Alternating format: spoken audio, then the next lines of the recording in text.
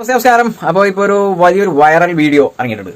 നിലവിലെ ഇൻസമാം ഉൾ ഹക്ക് കേട്ടിട്ടുണ്ടാവും. നമ്മൾ അറിയപ്പെടുന്ന ഒരു കളിക്കാരനാണ്. ശരിക്കും പറഞ്ഞാൽ അദ്ദേഹത്തോട് ഈ ഒരു ദിവസം വരെ നമുക്ക് റെസ്പെക്ട് ഉണ്ടായിരുന്നു. തീർച്ചയായിട്ടും അതൊരു ഈ ഒരു നിമിഷത്തോടു കൂടി ആ റെസ്പെക്ട് അങ്ങോട്ട് പോയി.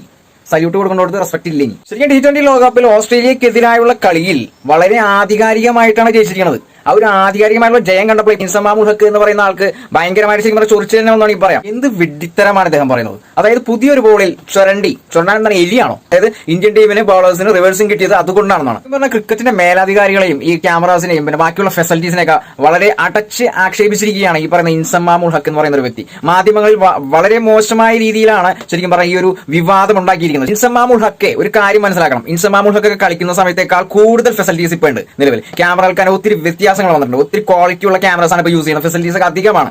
ഈ ഒരു കാലഘട്ടത്തിൽ വന്നിട്ട് സ്വന്തം മണ്ടത്തരങ്ങൾ വിളമ്പുന്ന പോലെയാണ് ഈ ഒരു വിവാദം ഇൻസമാം ഉൾ ഹക്ക് സ്വന്തമായി പറഞ്ഞിരിക്കുന്നത്.